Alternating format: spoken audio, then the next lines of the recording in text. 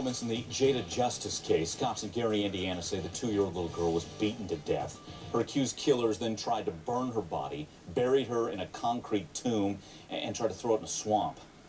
These details are just horrible. So the next question, as prosecutors, they're going to go for the death penalty here? Let's bring in our Prime News correspondent, Rochelle Carey, with more on this case. What is the next move, Rochelle? Wow, Mike, let's kind of wrap up this story. Let's get you back to from where we started. Jada's babysitter, Angelica Castillo, and her boyfriend, Tim Kachik, both pleaded not guilty to all charges. And get this, Mike, cops couldn't get Kachik out of his holding cell at the courthouse. They actually had to taser this guy to get him under control. Both suspects are charged with murder, neglect, battery, and false informing. It's now up to the county prosecutor to decide whether or not these two will face the death penalty. Let's give you a refresher. Jada was reported missing on June 16th. Castillo claimed she went into a gas station to get milk and left little Jada in the car. And when she came back, Jada was gone. Well, according to police, Jada was already dead. She was killed 3 days earlier. Yeah. Mike. Oh, man, it's just so bad. The fate this 2-year-old little girl had, it's unconscionable. With people who supposedly cared about her. Yes, supposedly trusted family members. Charges right now, just charges. Okay, let's pick it up from there. Rochelle, thanks for that. So the question, is the death penalty the right move? Should prosecutors go for it? Join me now to talk about that, John Patrick Dolan, criminal defense attorney. Also with us, HLN law enforcement analyst Mike Brooks and criminal profiler Pat Brown. John, let's start with you. What's the likelihood prosecutors going to go for the death penalty here?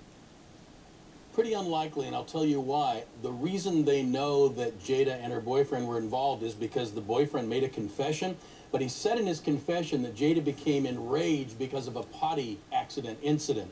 Well, if you're enraged and you commit a homicide like this is not an intentional homicide. There's no premeditation or deliberation. You can't get to first degree, so you can't get to death penalty. It's more likely a manslaughter case, and of course that's still a very serious case. It's a homicide, but very unlikely that it'll be a death penalty case. So even though the details are so horrific, and the babysitter slash cousin's 18, those are other factors in this, but you're saying because of this, the anger that boiled over into this heinous crime, it wasn't premeditated, and that takes care of that.